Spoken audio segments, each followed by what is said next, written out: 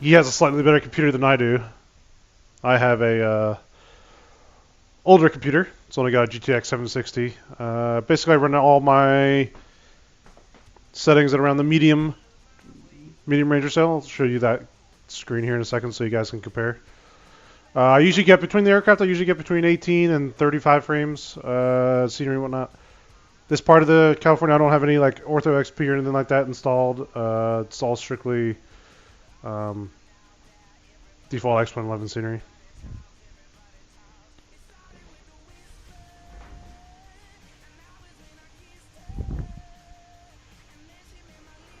Alrighty here, as you can see, it's almost done loading here.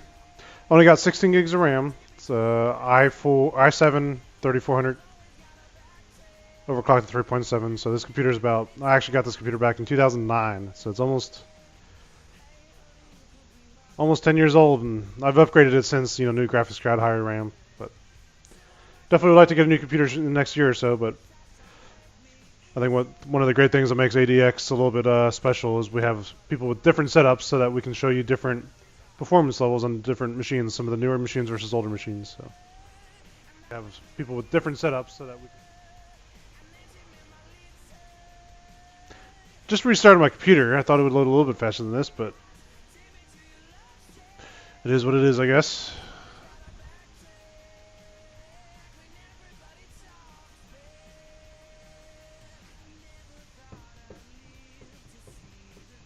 Other aircrafts I have definitely loaded faster.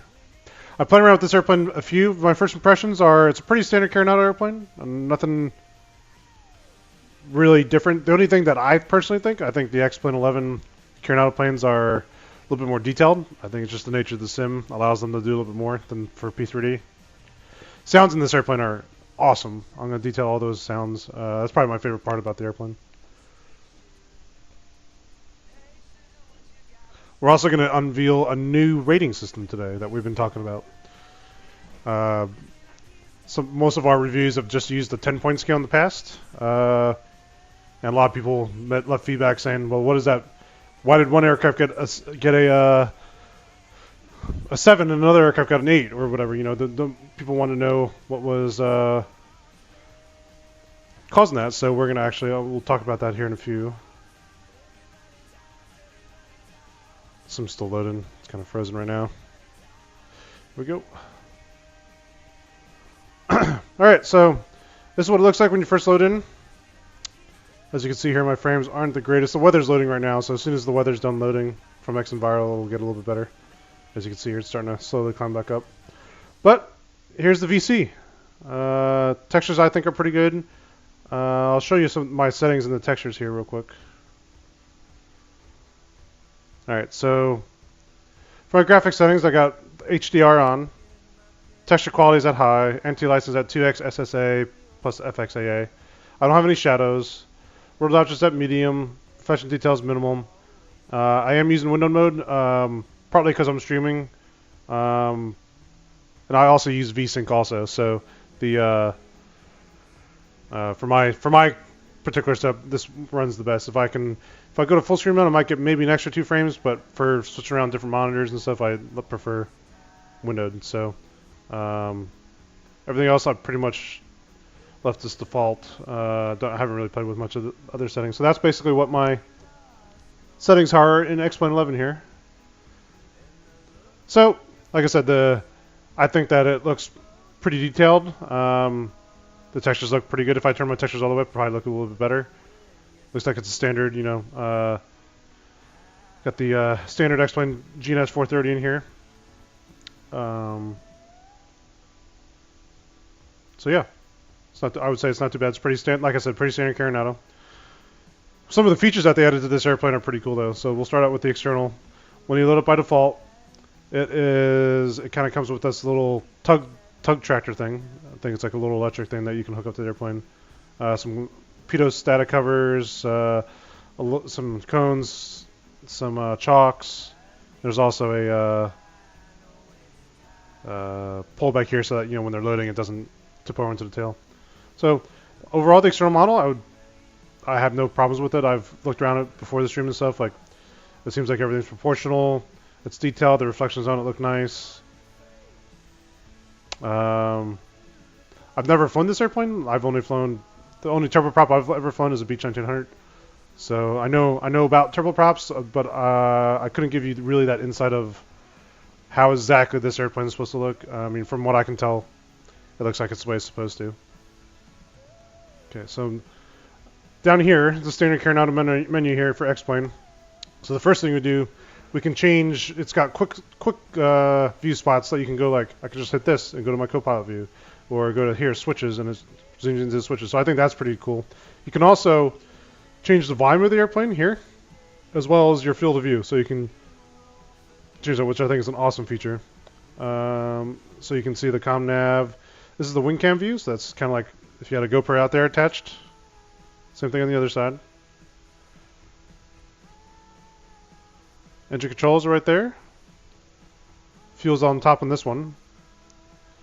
View from the rear, so that's kind of a cool shot if you want to see, like, you know, from the passenger's point of view.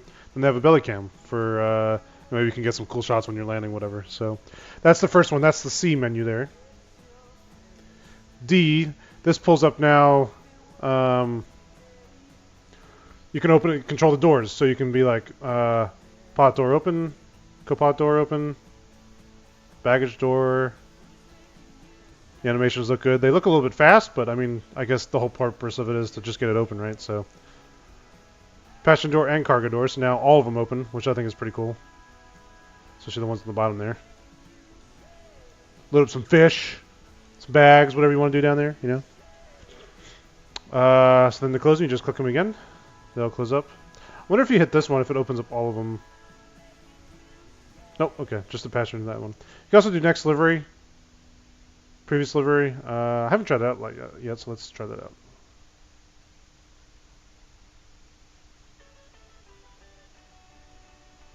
Da-da-da-dum! Oh, it worked. Thought it was going to crash. And I wonder what... I haven't tried this button yet either. Switch to Super Cargo Master.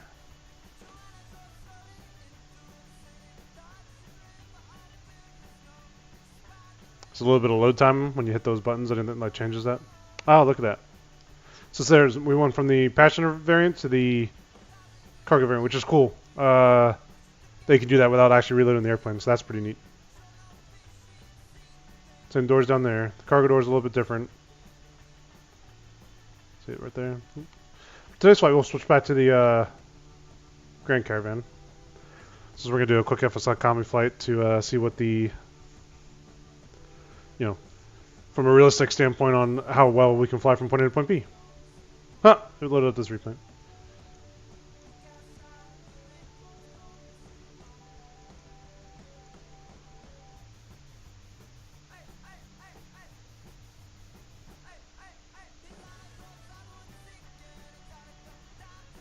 It's the old dark one. I don't like the darker ones personally. I think they look too dark. That's just personal preference though. Here we go. There's the blue one. Alright, and then the last menu here is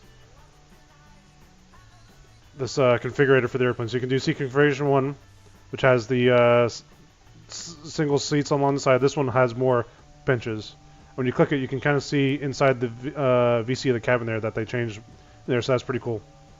You can just do that.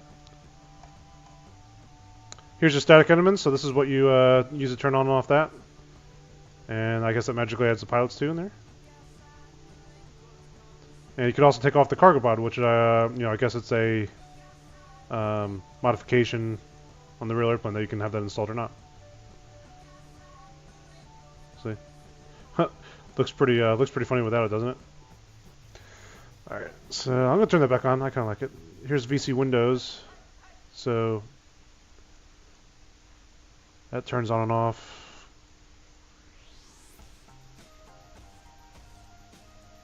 Let's look on the inside, see what that changes.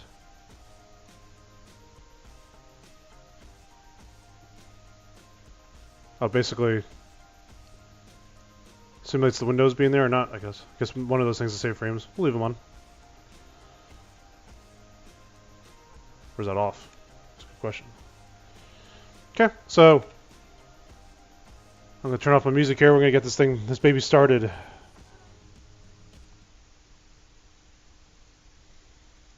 turn up the volume for you guys, make sure that you can hear it.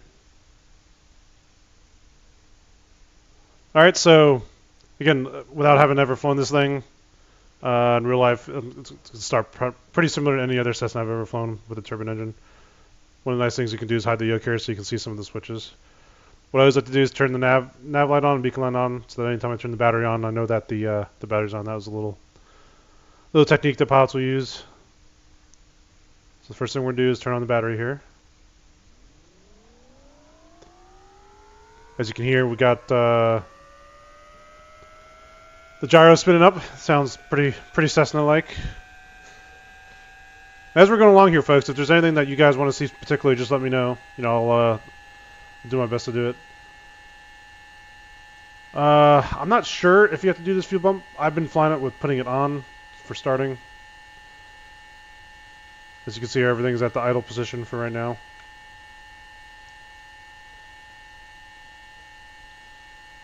This window right here, you can open it or close it. I like to keep it open for starts, because it makes the sound a lot better, in my opinion. You can really hear that turbine starting up, so I'm going to go ahead and crank this baby up.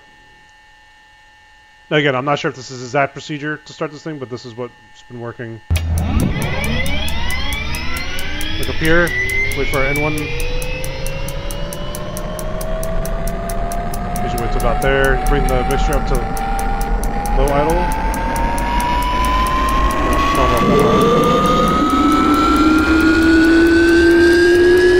But you can see when you close this, the sound changes drastically. Like I said, I kind of like to leave it open for start. You really hear the hum of that. As you can see here, the engine's on, but the prop is just kind of freewheeling out there, because we still have the prop in feathers. So what we'll do is we'll take it out. There, and you see the prop angle changes. And the RPMs increase.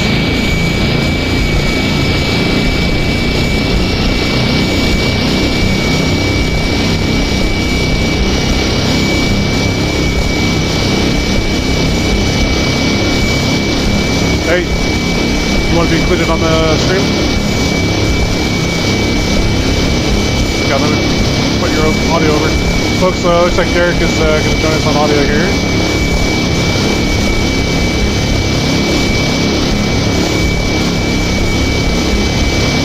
Alright, Derek, you should be live on the stream with us. Awesome. You guys are loud and clear, and I'm watching this loaded in the cockpit. Good to go. Okay, I just started up the aircraft there. Showing them the sounds. I think the sounds is my favorite part of this airplane. They sound really good. Let's turn that little window down there so I can raise down the noise a little bit. So, okay, so after we start the engines, so we're not really fully finished yet because you see we got generator off, message here, aux fuel pump on, ignition on. So what we'll do is we turn the generator on there. That should go off. Let's see here. Probably doing something wrong. Let me turn off the starter first. There it goes. I reset it. Now it's on. So it says aux fuel pump, so I can turn that back to normal. So now the only thing it says is ignition is on. So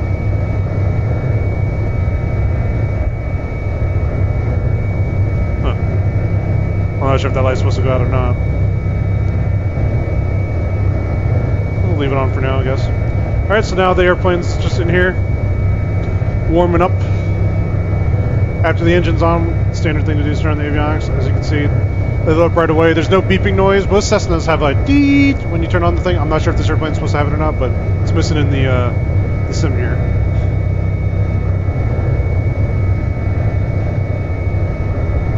Alrighty. Alright, so now I'm going to move the... Oh, actually, most turboprops here, you leave this prop condition lever on low while you're taxiing, because if you bring it up full much or too much, you actually will be right in the brakes is what they call it, so we like to leave it usually right here. We can turn on this little device right here. It's our weather radar. Probably put traffic over here. Alrighty, so like I said, we're going to do a realistic FSS economy flight here. We're going to go from Van Nuys, California to L45, it's called. So we're going to type in here.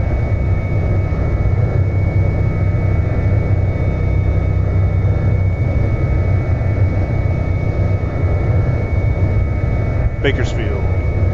Alright, so that's activated. See here in this airplane, here's the nav GPS switch. So we'll make sure we're on the GPS. I believe you can also hit it right here. Yeah, so you can also hit it right there, CDI. So that makes this follow the GPS. Let's see, probably should look up the altimeter here at Van Nuys.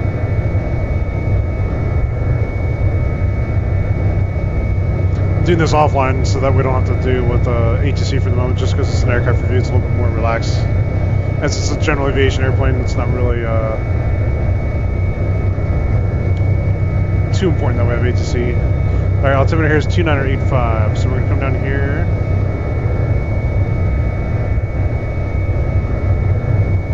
Alright, that's set. The wind is showing variable at 6, so let's see, we're going to go. It says direct track is 328. We'll take off to the north here. We'll put.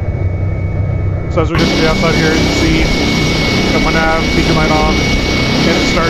Again, I think the sounds are the greatest thing on this thing. And after you start off the engine, it automatically moves the chocks in case you have to do that, which I obviously did. All right, let's get moving here.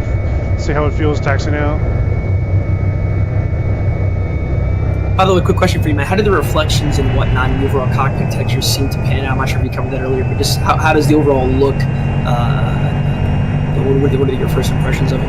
Yeah, I think the VC looks pretty standard for a X-plane airplane / B3. I was going through my settings. I basically have a lot of stuff on the medium level because I have a slightly older PC, and as you see, my frames aren't the greatest. I'm getting 17 frames a second on this thing. But from a texture perspective, it looks pretty good even on my lower end system. So I would say overall they do pretty good, and I have my reflections turned way down. That's one of the things that I've always liked about Carenado airplanes is I feel like the modeling always seems to be very good, or eye candy as a lot of people like to call it. So like I said, folks, as we go along here, if you guys have any questions or if you want to see anything in particular, like a feature that I'm not pointing out or a certain really anything that you want to do. I'm going to try to stall this thing because in my personal testing with this before starting the stream, I couldn't get the stall warning to come on. So we're gonna see if maybe we have any luck with that this time.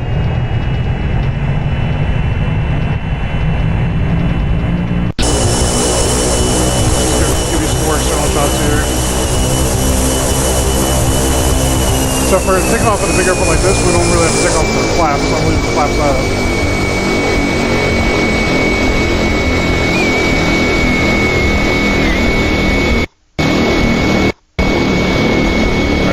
Just a little bit to make sure you guys can hear me a little bit better there. This airplane's also very, very versatile. You know what I forgot to do? I forgot to start my combat flight here. When we get to the departure point, we'll kind of cheat. Usually this costs fuel and rental time, but we're going to cheat here and start it once we're at the hold short point.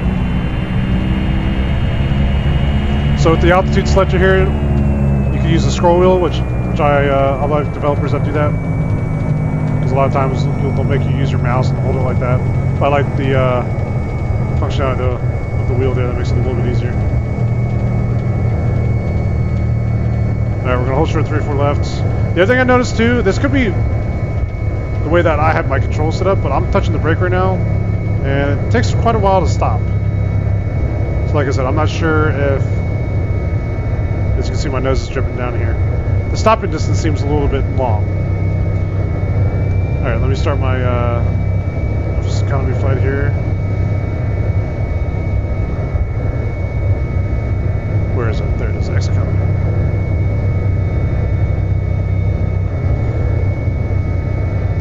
Now see, I need to put an alias in here real quick.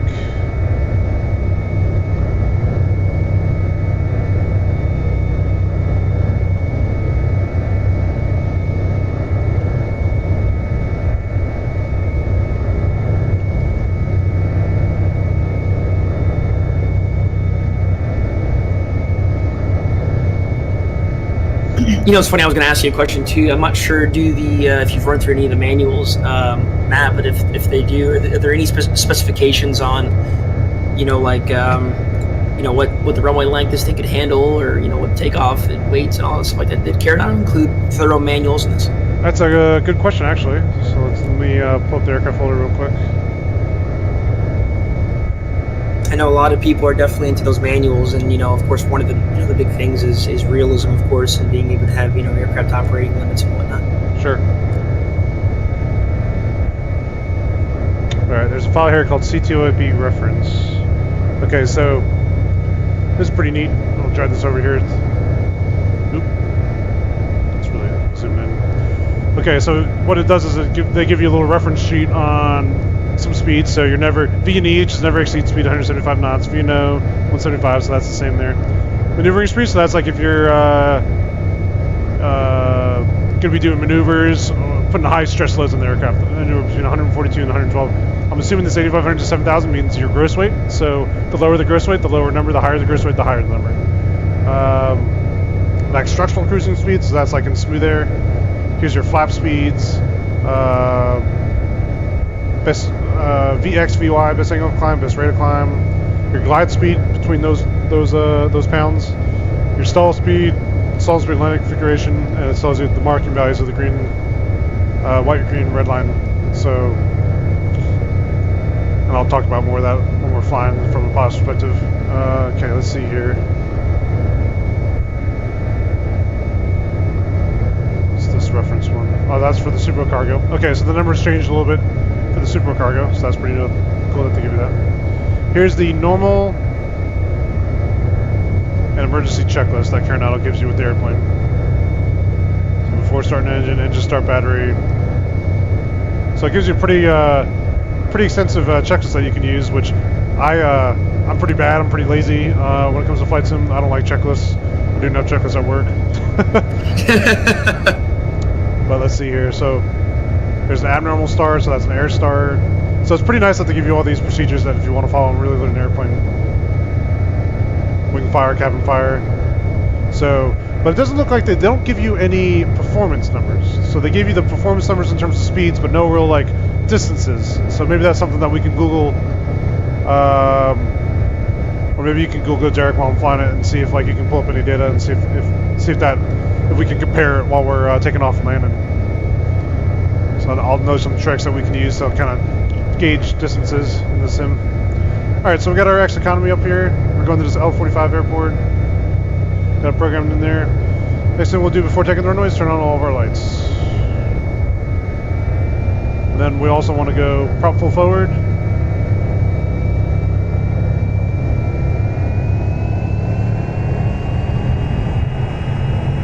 As you see, the lights look pretty standard for X-plane.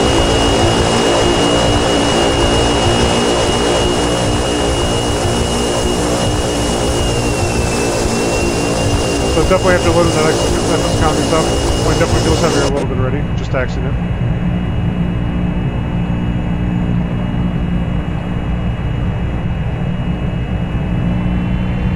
Alright, the one thing that you have to watch when we're flying takeoff power here, as you can see, I'm going to be looking at my all my gauges here. You can overpower or put too much power in on a turbine airplane. So, like I'm going to look, make sure the prop stabilizes. That's my torque. That's my main power. See, like if I go full power, that's bad. You don't never want to do that in a turbine airplane. So you actually want to take off like right around there. So you keep it in the green arc. Rotate speed, from what I understand, is around like 70-75 knots, so we'll just rotate right here. Put my trim up a little bit. There we go. So far the plane seems to be climbing nicely. Obviously there's no gear reach traction on this one.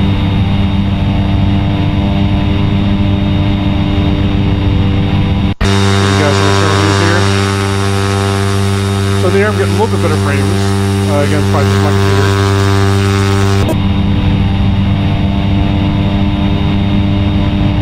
Alright, so it looks like on-course setting will be 328, so we're going to dial that into here. So we're going to need to go this way. Alright, so this is basically, we're coming up at 1,000 feet above field elevation, but we're going to just start cleaning up the airplane. So when we do that, we're going to bring back the blue lever, the prop, so that this reads about 17 or 1850 or so.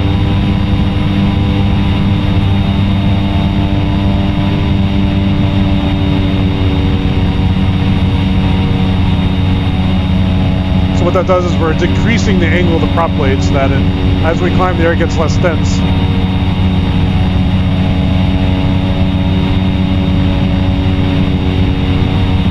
Alright, so we're on course. Alright, let's do some crazy stuff with the airplane, see how it handles. I'm going to go full left aileron. So that's the roll weight. Now I'm going to go full right.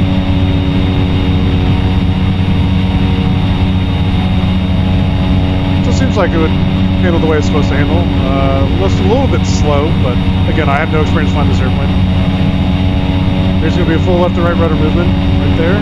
So that's probably pretty realistic too. Moves the airplane about 10 degrees, full right. Now this is the part when I was trying to test it out that I could not seem to get. I'm going to try to stall this airplane. So I'm going to pull the nose up, about 20 degrees up, I'm going to pull the power to idle. The airplane will stall, but I don't get a stall warning horn. See, right now we're in a stall, and there's no horn. So I'm not sure if that's a bug or whatnot, but that's kind of a big bug to leave out there. Might be a little bit important. Yeah. Because the airplane obviously still stalls. Alright, so we're going to get back on course here. Got some terrain up ahead, so we're going to climb up here.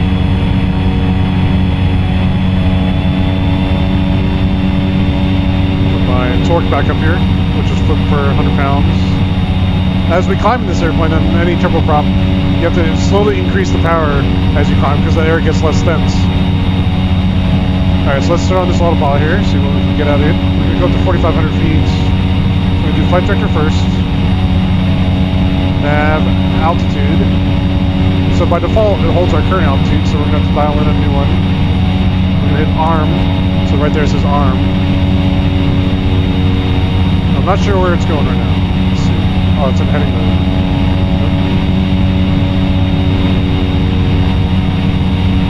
Let's go redirect maybe. Oh, that's not working right. Let's see here. Oh, my bad. That is working right. I just didn't hit autopilot engage.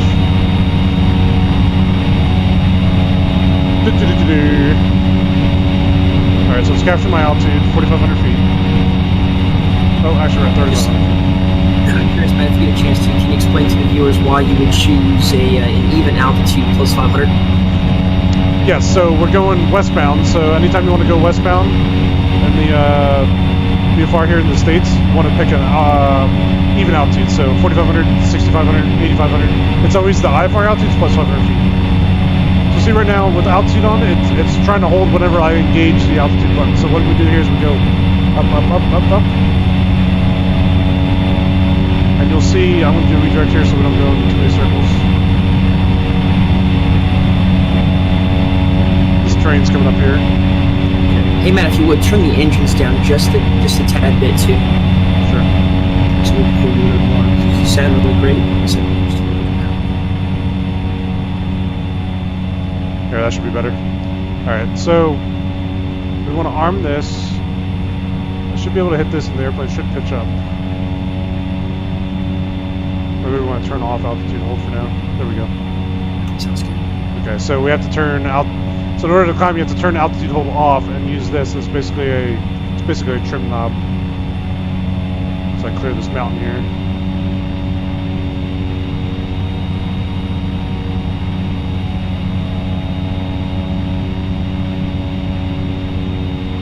So it looks like we'll be there in 29 minutes. We're not at cruise altitude yet, so let's see how close we're to this mountain here. A little too close for comfort, but that's alright.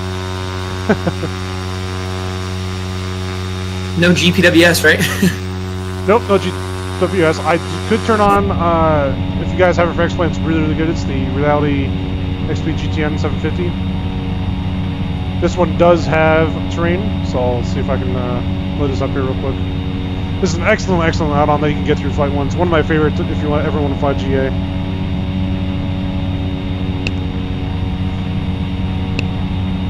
The only problem with the Reality XP one is it basically uses the Garmin trainer for it, and what you have to do is it doesn't update the AirAC. Like, that's the only problem. You can't get the updated AirAC. So what I usually do is I'll make this way smaller. It's kind of big.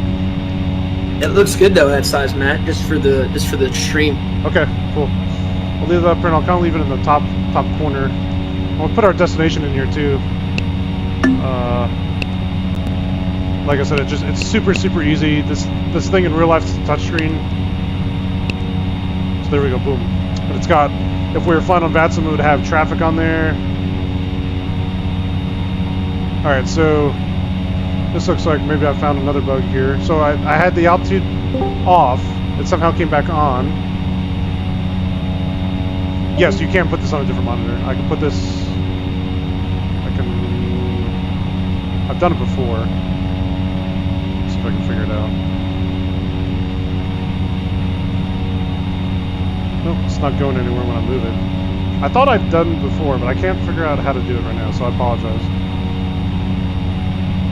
Alright, so I see we're increasing our speed here.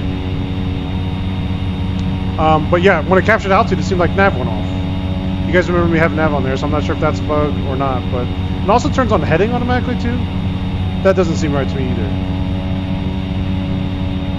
Because it seems like, see how both get pressed in there, and it says heading nav? So I'm not sure if that's the way that they had the program in. I believe this was $50. I'd have to go to Flight One's website to check, but if you go to Flight One and just type in GTN 750, it is a excellent resource.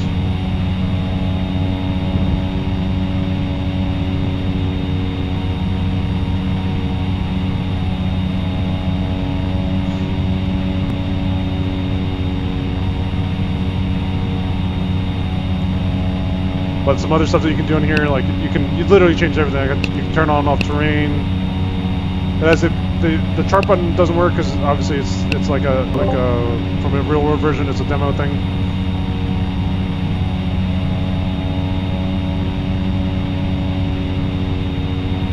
So you see the shadows are coming in now. So Derek, let's tell them about our idea that we came up with this morning for our new rating system. Go ahead. So, with doing some aircraft reviews moving forward for XP11 and P3D, and some of the feedback received on some of the past reviews, we figured instead of just going with one scale of 1 through 10, we're going to have 3 main categories. Those categories are going to be entertainment value, so like at the end of the day, this is a sim and we want it to be realistic, but other times you just want to fly an airplane and have fun with it. So we understand that there's a certain entertainment value to it. Like if there's only one caravan available for X-Plane or P3D, you don't really have a choice, but you really want to fly a caravan, it still might be worth going to get it just to fly a caravan. So there's going to be an entertainment value. So that will be on a scale of 1 to 10. The second category will be realism. Realism will take into account how close to study level the aircraft is. So do the systems operate the right way? Do the airplane seem to handle the right way? Do the switches work the way they're supposed to in terms of like starting the airplane, etc., etc. So it's all going to be airplane related to how close it matches the real world airplane. And again, that'll be on a 1 to 10 scale. The third category. Oh, go Derek. I was gonna say. I think one of the biggest things, Matt, and when we bring this whole concept up, I think an important thing to take into consideration is that we have to understand that a review is always going to have what they call an opinion. Everybody's entitled to an opinion. You may not always 100% agree with the review, but I think we want to be well known at the forefront that we are going to be honest in our reviews. We're going to provide you a quality and honest review that says, hey, look, even though some airplanes have different capabilities and different things, we have to be open-minded. We can't sit in the caravan and expect it to perform like the PMDG 737 because that's what you primarily fly. We have to be open-minded to the aircraft itself and say to ourselves, what is this specific aircraft capable of doing? How well have they obviously inserted those capabilities, as in the realism, the gauges itself, the texture quality, the flight performance. And I think that is what Matt is trying to get at, is the fact that every airplane offers something different. Okay, this isn't going to do 250 knots over the ground. This is an aircraft that's going to fly at a mid-speed where it can keep up, doing about 3 to 4 miles a minute at most, probably 3 miles a minute. He's doing 162 knots. But essentially, it is very, very important that you stay open-minded in the reviews, because your capabilities as a pilot also may differ in the airplane as well. I think one of the last things I'll say to kind of finish this up and wrap this point up is that if you're used to flying a prop compared to a jet, or you're used to flying a high performance prop compared to a low performance, single engine, that may sway you a little bit. So like I said, stay open-minded in the reviews, but we're looking forward to bringing you some good stuff. Yeah, exactly. And just to finish that topic off, the third and last category is value. How do we feel as a personal reviewer? And you'll find that Derek's going to review stuff differently than I review stuff. It comes down to how much knowledge they have, what do they think of the airplane, and also what their computers are like. Like for me, if I took a brand new airplane, like I'm really interested to see how the FS Labs works in V4. For V3, I didn't get the best of frames for it. Now if you put it on Derek's computer, he's going to get awesome frames. So he might be like, yeah, he might rate it a slightly higher scale based on how well it performs on his computer. I might rate it as a slightly lower scale because I have a more older end computer. So there'll be all that stuff that takes into account. So again, just to wrap up, we're going to be doing it in 3 main categories. Entertainment value, realism, and then the final one will be value, like the cost of the product for the airplane.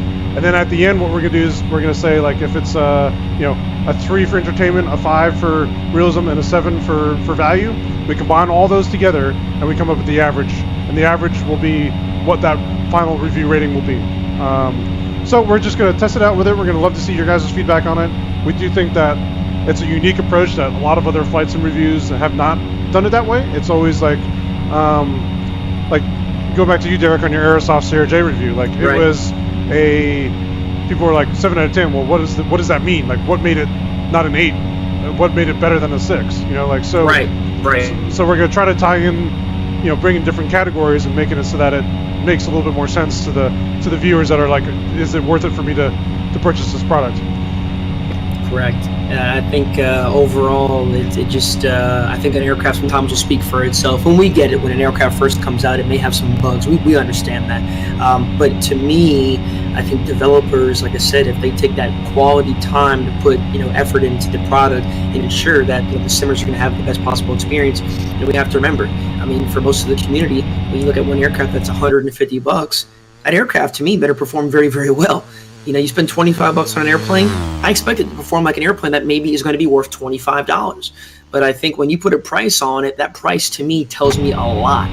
So when I get in the airplane and it doesn't perform up to that quality standard I have in my mind, it may be different. And that's why I said the entertainment value and other factors that come into play, people have to stay open-minded, because what you may consider terrible to me may be considered great. But we want a fair and honest review, and that's why I think this new scale that we're going to implement will work out best.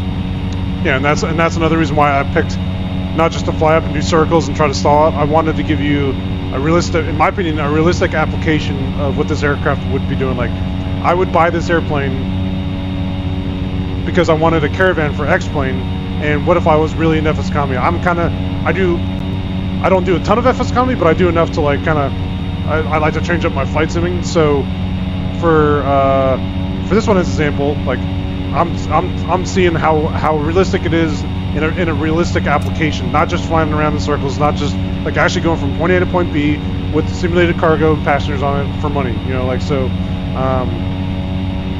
And again, some people will agree with me doing it, other people won't. So there's just it'll be interesting to see what the feedback is on the system, and also what you guys think overall of how doing it this way. I'm really excited about doing it this way. Like I said, I think it's going to work out really well. But does anybody have any questions so far about the stream, AirDaily X, the Carenado Caravan? As you can see, I'm not sure if there was some features that were just not implemented or if they're bugs, but we found a few with the autopilot. The ignition on is staying on for some reason. I'm not sure if that could be my fault. The switch is in the normal position, so I'm not sure if there's a certain RPM that it drops below, it comes on automatically. I don't really know, but So those are some of the stuff that I found. But if anyone wants to see anything specific, like, hey, does it do this, or hey, I want to see that, feel free to speak up.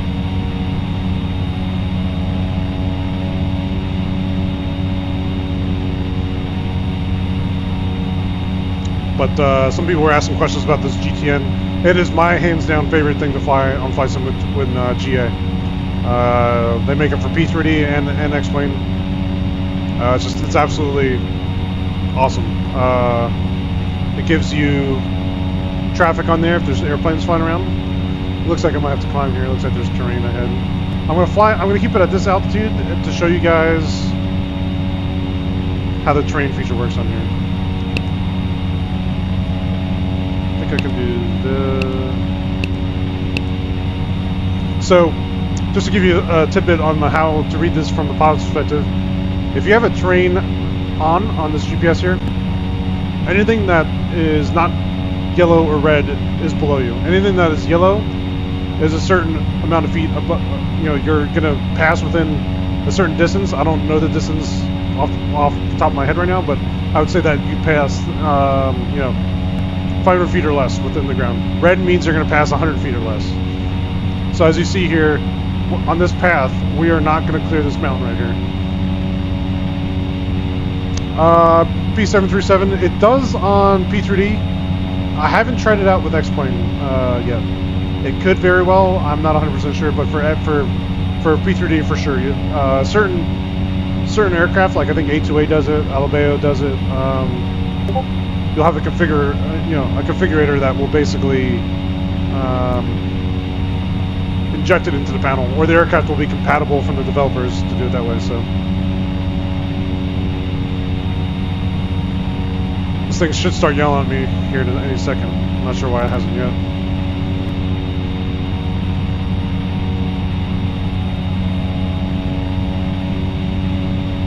Usually right about now I'll start saying terrain ahead, terrain ahead. At least it does in P3D. I'm not sure if it's a... Let's see if I just pulled up the terrain mode. So this actually tells me what the ground elevation is right here. Yeah, it must be. I'm not sure if it's a bug with X-Plane, but it should be yelling at me right now for sure. Because it does it based off time. I'm less than 30 seconds away from hitting this mountain. Could be an option that's turned off too, for all I know.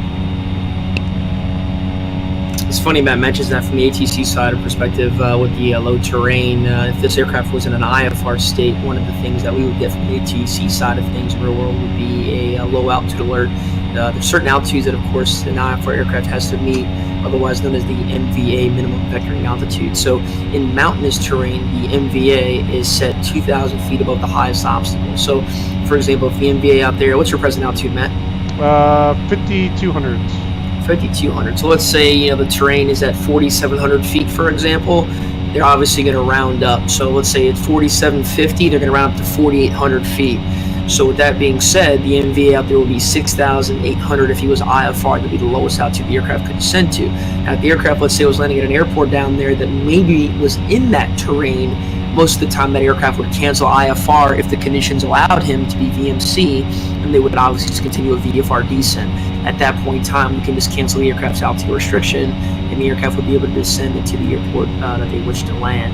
But from an IFR perspective, like I said, Matt, right, they would most likely get what they call a low altitude alert on the controller screen. As you can see here, this is another. This will go into my rating on the realism factor here. I turned off the autopilot to climb up above this terrain. I'm climbing to 6,500 since we're going west, right? We got to climb at that even altitude. If you can see here, see where this little yellow bar here, that's my flight director. With my flight director being on, it's basically right where that aircraft, right where I'm flying right now, right? That's where as soon as I turn on the autopilot, the autopilot should fly the airplane in that thing. For some reason, it always wants to pitch down. Again, I'm not sure if that's a bug or whatnot, but so I have the altitude arm on. So let's watch this time to see if we have that same bug as before. So I'm going to keep hitting up here.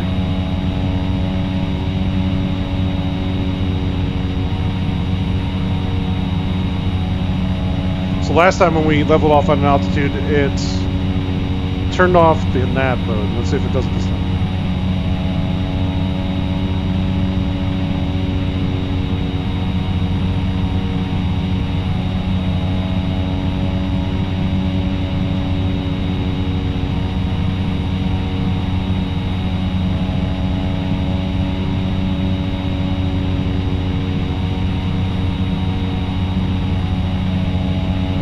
Those sounds are definitely killer. Yeah, the sound, like I said, I think there's, from a Carenado, I think they make slightly better products for XP11. Alright, let's see, altitude is captured now. Okay, so this time nav's staying on. So maybe I hit a button before. Alright, so now we're 25 miles away from the airport.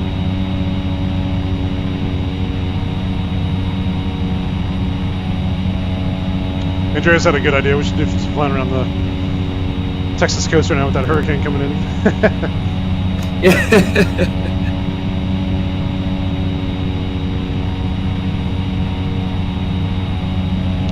So for people that are in the stream here that have XP11, what is your overall feel of XP11? I have my thoughts. My personal thought is I use a Logitech Extreme 3D Pro. I don't have a fancy joystick or nothing. To me, the sim flies very touchy. Like, it's very, very touchy on the controls. Very sensitive. And I've tried playing around with my settings, and I really can't get it right, it seems. Versus P3D, it's like basically you plug it in and it works fine right off the bat. Does anybody else have that experience?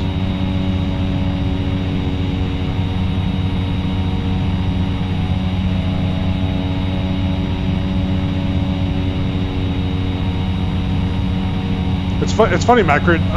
A lot of people, it seems like I follow the Flight Sim subreddit. I watch forums of different different communities, apps and whatever, and it seems like there's always a big conflict between XP11 and P3D. And I personally have both. I use both for different things. Like, if I'm going to do GA flying in a Caravan, I think I'm going to pick XP11 because I like flying low in X-Plane. I think the mesh in X-Plane's way better. The night lighting's way better.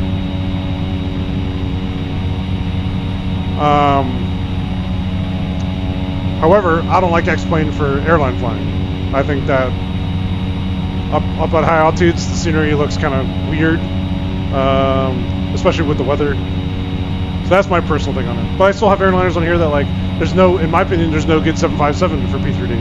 I fly. If I want to fly 757, I come on X-Plane.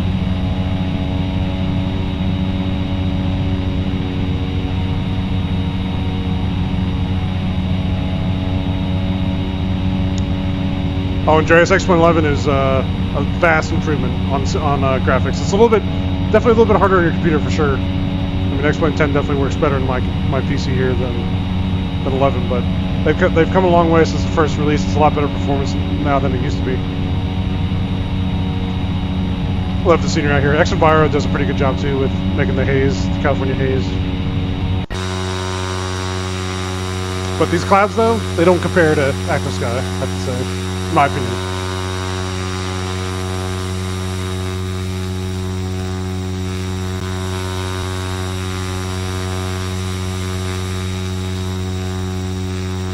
You know, sometimes as a P3D user, I kind of get that urge every now and then, Matt, to kind of go to the other side, but I can't budge. I can't do it. It's a love-hate relationship, man. That's the best way to do it. I wish I could take stuff from both sims and put it into one. You know, that's like my. Well, I would love to have the 7.5 too. It's unfortunate, really, right now. There's nothing out there for version 4 that, you know, would do anything. It's unfortunate, but at the same time, still some great airplanes. Yeah.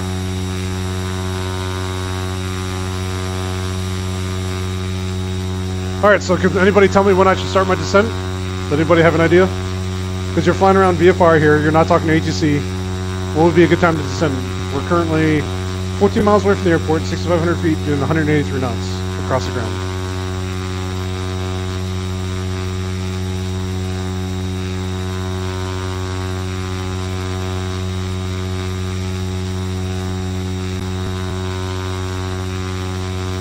I'll just use my ATC information. I know you'll be there in 5 minutes. I know that much. 3 miles a minute, 3, 6, 9, 12, about 4 minutes. I'll give everyone a hint. The airport elevation there is 378. So our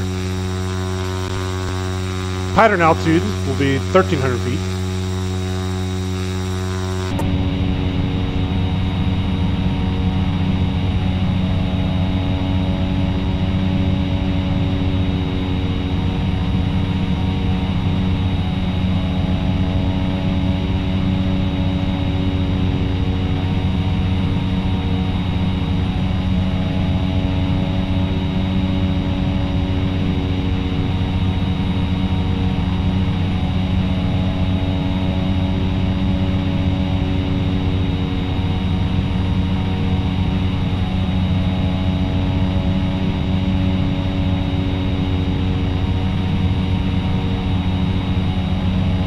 Yes, Mach-Curt, you're pretty close. I personally use 6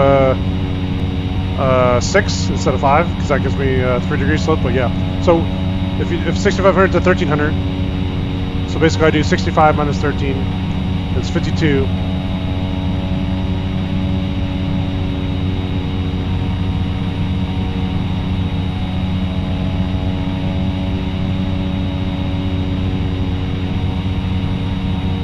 And there goes Derek with his wonderful math right there.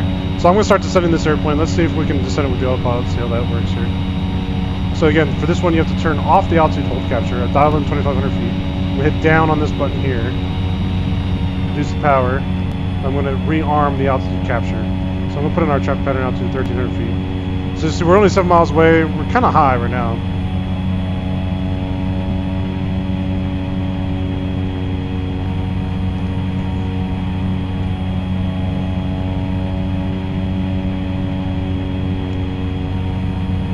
Yeah, so if you ever find yourself in a situation where you're high, you got 7 miles to go. We basically have to lose 5,000 feet. What should I aim on my vertical speed?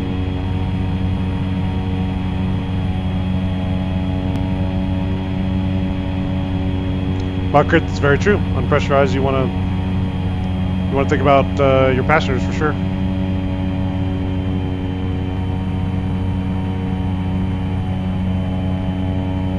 Yes, rest in peace, years. All right, let's overspeed this airplane and see if we can get the if there's an.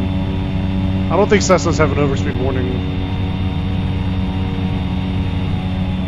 No, we just start shaking violently. Huh. So that's interesting. I'm not sure if that's an X11 thing or not, but I add power to go past V&E and the airplane pitches up automatically, almost like it has speed protection. But obviously this airplane doesn't have speed protection. It would overspeed it if you wanted to overspeed it. Interesting. Alright, so there's the airport straight ahead up there. I'm going to turn off the GTN here.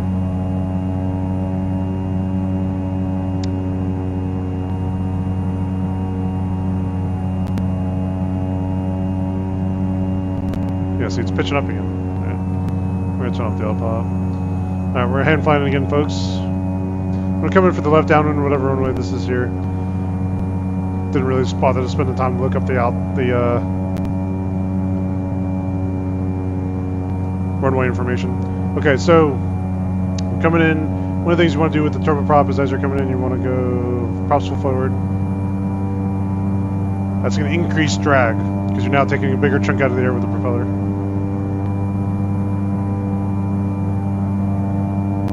Let's see, what's my ground speed right now? 167. So I bet you we have a little bit of a tailwind. Probably landing the wrong way, but I don't think it's really that strong though either.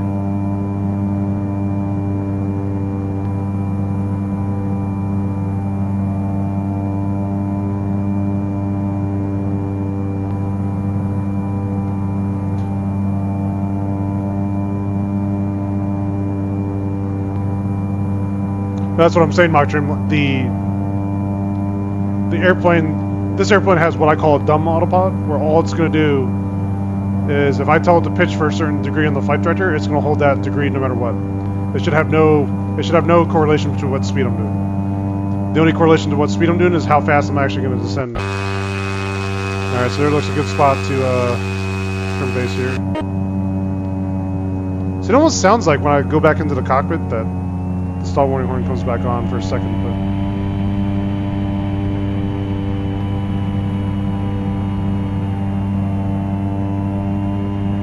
very smooth on the frame rates.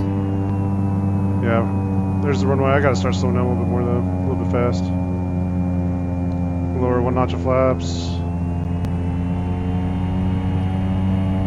Hand fly is overall pretty nice though. It feels solid. All right, we're gonna do flaps full landing. See what this baby's capable of.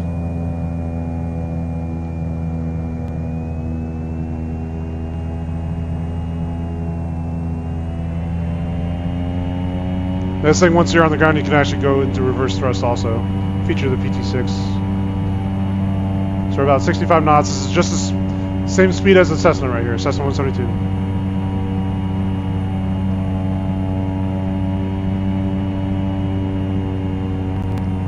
Oop. Guess we're on the ground. Did not expect the wheels to hit that soon. So now I have the reversers engaged.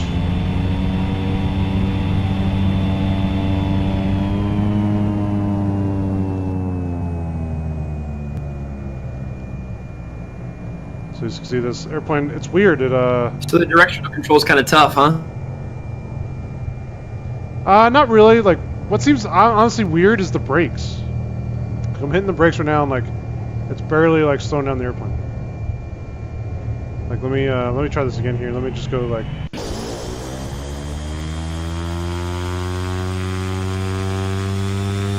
Well, let me end my, I'll just count my flight real quick.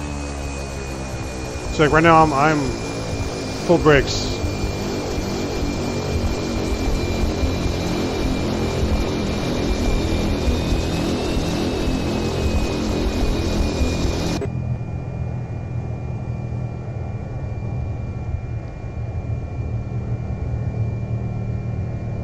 Interesting.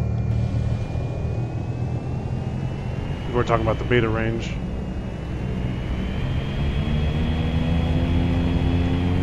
Backing up, folks. Backing up.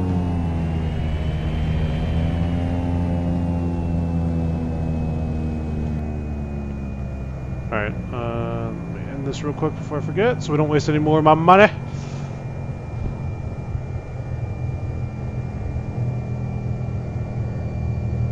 Oh, that's right, I gotta shut the engine down. Alright, we'll play around with it a little bit more here. Alright, so this is what I was talking about, guys. I'm gonna simulate bring it up to almost takeoff speed like we have to reject here. Alright, power idle, brake, brake, brake. Let's see. Now I'm in the beta range, reverser. The reverser helps slow it down, but if I take the reverser out, this is just using brakes now.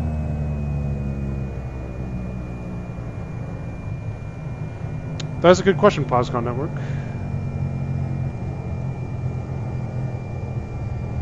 Go check my controls real quick.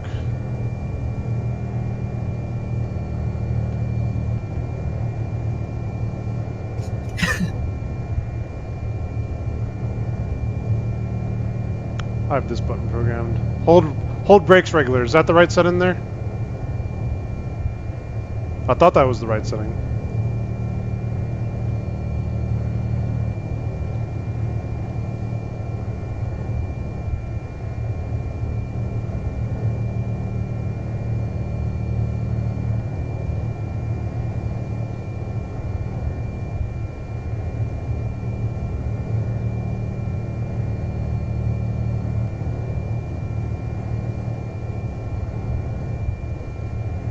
Yeah, does anybody know if this hold brakes regular is the right setting? Versus hold brakes maximum. I can try that. I guess is that what you're talking about, Mock? With the 50% versus...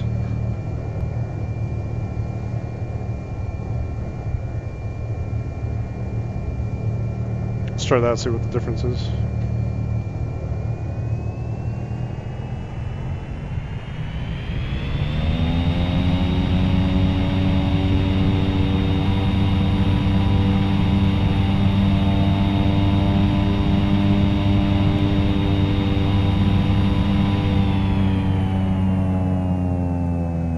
Oh yeah, much faster braking.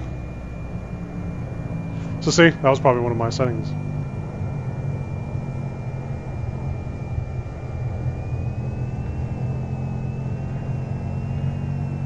Alright, does anybody want to see anything in particular with this airplane? Checked out all the features in terms of the, oh, go ahead, Derek. I was wondering, your landing was actually really interesting. It was pretty good. I was just curious, so we'd be able to take it around the pattern one time and maybe just yeah, give it a run? Looks good. We'll do a short field takeoff here, or maybe even a soft field. Try to do a soft field. I'm not sure if you can do a soft field. Try. And I'd be curious too, of course, a little bit earlier on the descent we came in a little bit high, but you look, you had enough room on the down one leg to extend your flying miles, but would you maybe be able to even maybe manage the airplane to a point where you can come in high and maybe put it in a slip or something? Yeah, sure. Definitely try that out here. It's a good old Cessna soft field takeoff right here. Oop, there we go. Down the ground effect. Ah.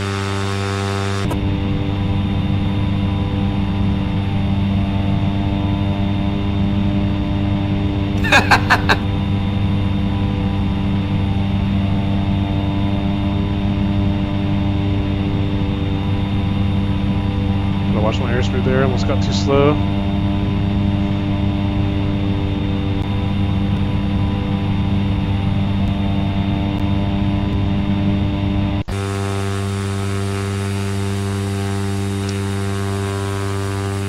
Alright, so we'll do one normal pattern line in here, see if I can flare a little bit better this time.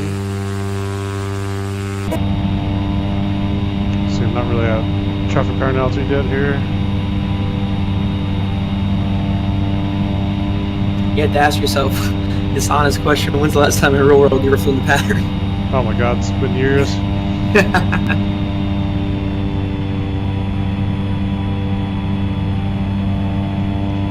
Flaps 1, or whatever these are called in here. Flaps 10, I guess. And you really have to adjust the trim when you add those flaps.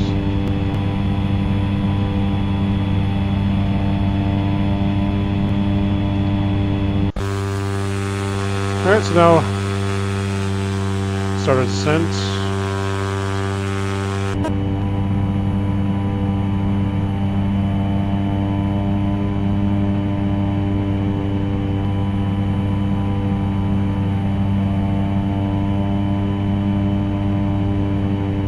Slow down a little bit more.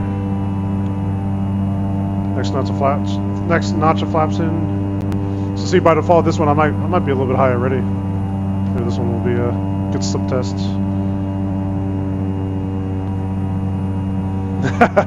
Yeah. We'll be around the 175. It's flaps 1, 2, 3. So that I'm kind of used to that call out right now. All right, throwing final flaps. Full, whatever it is. Alright, so it looks like we're a little bit high there with the Vassies. Let me try slipping it. This slip looks to work pretty well. I can just line up with the center line. Alright, last time I forgot to like flare basically. Let's see.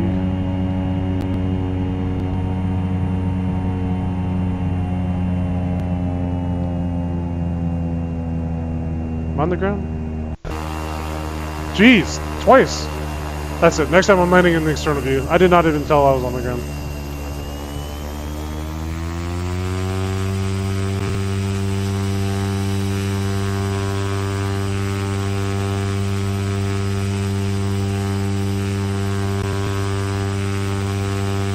Is there any difference, Matt, when you're on the go and a touch and go? Is, you know, of course, this is, I know, it's not a constant speed prop, correct? This is not. This is a. It's a turbine, so it's there's. You don't really change your. I mean, you probably in the real plane you would change your prop a little bit, the prop angle.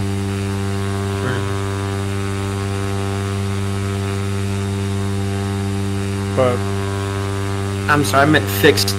Fixed would be like a Cessna 172, of course. This is turbo, yeah. so because it's got the lever on, you can obviously change the constant speed prop, right? Yeah, this is a constant speed prop. It's not like a 172. The only place that you really have to worry about it is like if we were up in the mountains doing it, you'd probably take off at like the setting just a little bit back. But by being able to change that that prop with the different angles. Obviously, allow you to cut through the air, take larger chunks of the air, in a sense, cut through the air. Is that correct? So again, so we're gonna do a short approach. What was your question, Derek? How much is the aircraft? I'll ask you on the go. Okay. This is a short approach technique now. I'm gonna slip it again. Slip it and turn in it. Whee! I'm gonna do this line from no, never mind.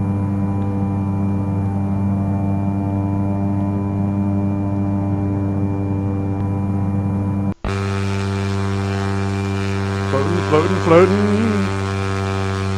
Floating, floating, floating.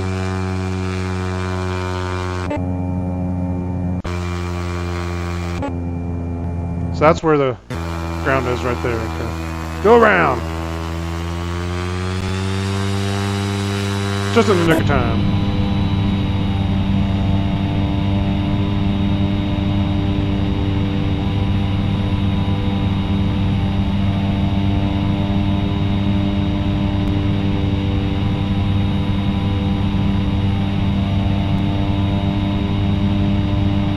So what you've seen so far, Derek, what's your impressions on the airplane?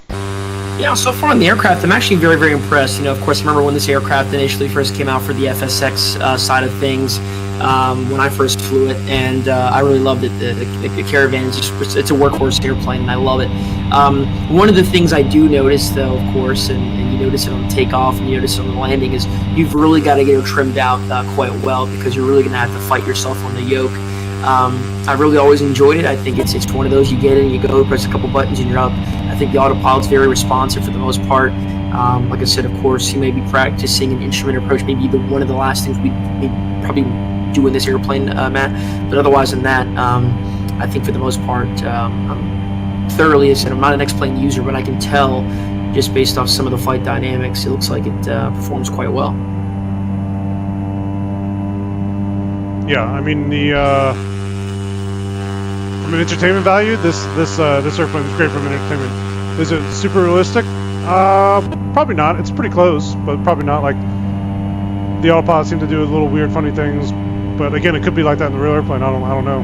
But from doing like an FS economy flight, and which crap, I need to go save that. I'm wasting my money here on this plane rental. But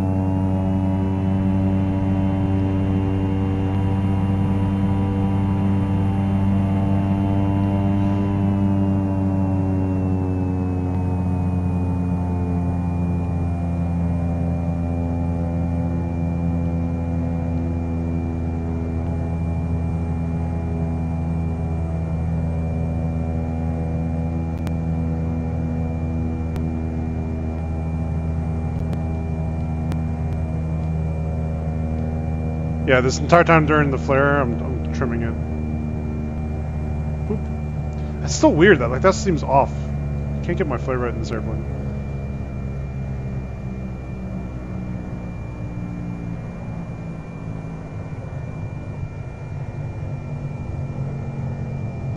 All right, let's do a shutdown sequence. See what it sounds like on the shutdown. All right, so now we're on the ground. Parking brake is set. I'm gonna open my window to get some fresh air. Oh yeah, that's great. That's great. Put our flaps up. What they always want to do is turn off the avionics first. We can prop back to the arrival. And all we do is push it over back.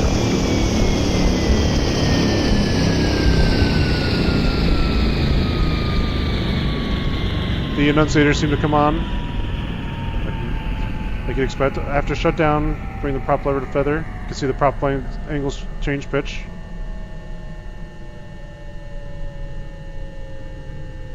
I turn off all of our lights here, at least the ones that are.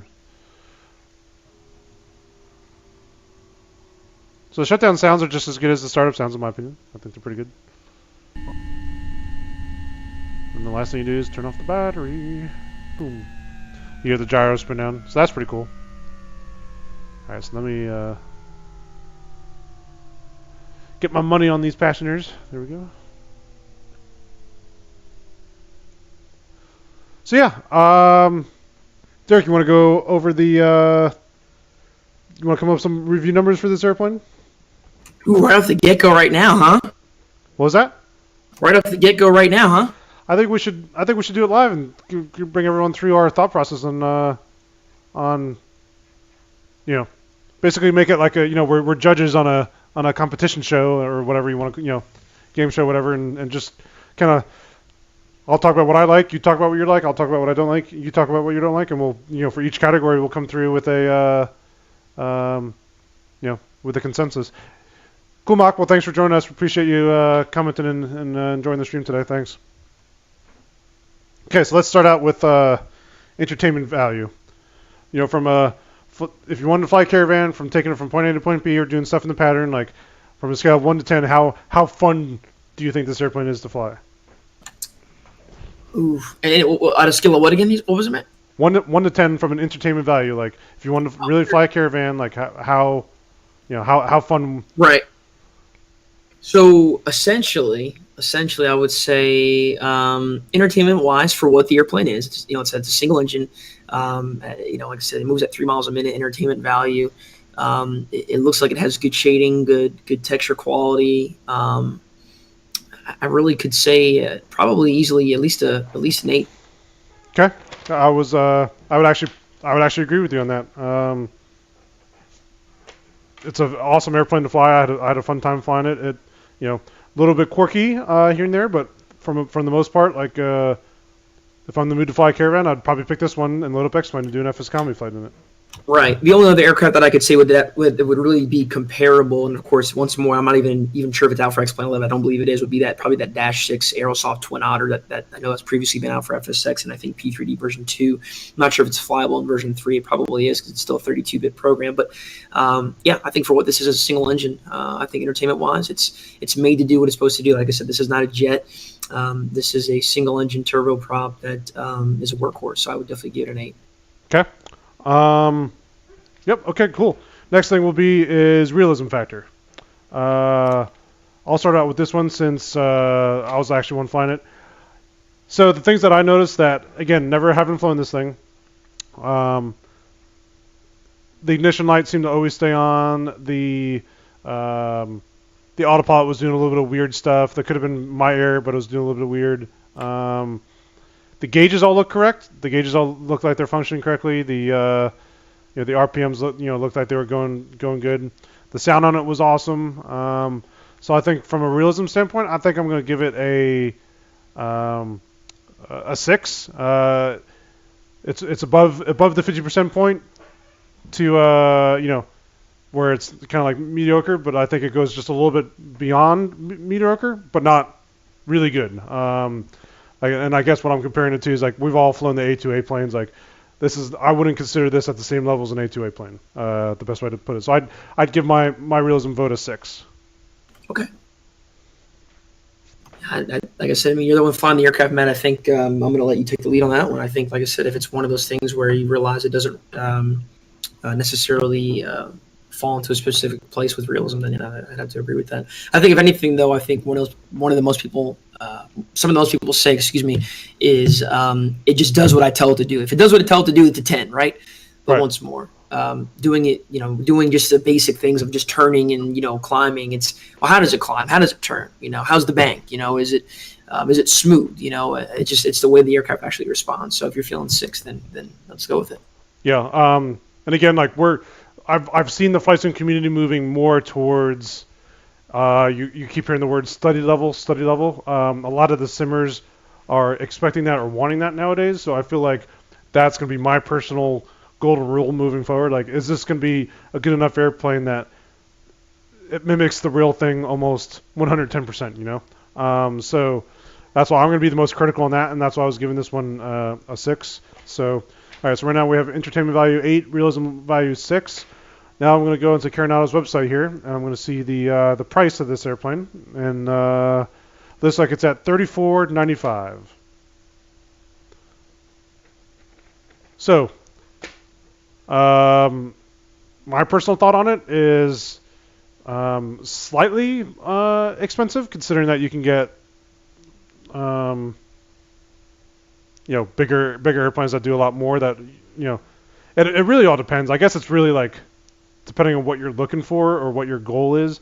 If you're mainly GA flyer and flight sim, and is $35 a good price for an airplane? I don't really know. Like, to me, it seems slightly on the expensive side. I think I'd feel a lot more better about it if it was like $20. But that's my personal opinion. What do you feel? Yeah, I don't think 34 is extremely overboard. I think once more, it's definitely not a $20 airplane though. I think this airplane, for the most part, I think it's got the quality that I think most similars are looking for. I think this is a plane that if you're just starting out and you're looking for something that's going to get you from point A to point B within a decent amount of time for a short flight like we just did, I think it'll get you to go over the edge and go, you know what? Yep, $34. I don't mind taking it out of my pocket. I think for someone like me or you, I think maybe we've been simming a lot longer. I think you may kind of be more a little bit more critical of the price in a sense, and that's why we're obviously doing this review. But I don't think anything's really extremely wrong with the price on $34. I think if this aircraft was more than that, then it'd be kind of a smack in the face to the consumer. So I think, like you said, I'm in the same ballpark as you. Okay. All right. So on a scale of 1 to 10, I'm going to say the price point is, I'm going to give that one a 7. It's kind of right in there. I think it's priced competitively. It's priced competitively for the market, so that they can get that much out of it. But do I wish it was cheaper? Yes. Do I think it's way overpriced? No. So my personal vote is a 7. What's your vote? I'm with you. 7 it is too. I think, like I said, it's not perfect 10, and it's not a 1. But I think this goes back to kind of being in that decent category where it's not vastly out of range. Okay. So now we're going to add up 8 plus 6 plus 7, which brings us to 21. Divide by 3. Overall rating on this airplane comes to a 7. 7 out of 10. Great. I honestly think genuinely honest review that this airplane is a 7 out of 10. I think small little bugs can be fixed, but you know what? The airplane just came out, right? The airplane's just hit the market here. It's only been out for about 2 weeks now, and I think it's not one of those airplanes, unfortunately, that a lot of people are going to just go grab. It wasn't like it's not like a major seller, but then again, because X-Plane is limited on so many aircraft, I think it may be one of those things where people go, you know what, I do want a small plane to fly VFR every now and then, or even IFR and practice my instrument approach skills. This airplane could do anything. It could do a VOR. It has a DME on it. We could do an ILS. Like I said, it's got GPS, fly the RNAVs if you want. So to a certain extent, of course, but I think essentially this airplane is a 7 out of 10. Yep, I agree. I would love to see Carenado maybe they'll look at our review and take some of the considerations into account in terms of the price of it, the realism level of it, and like at the end of the day, like it is.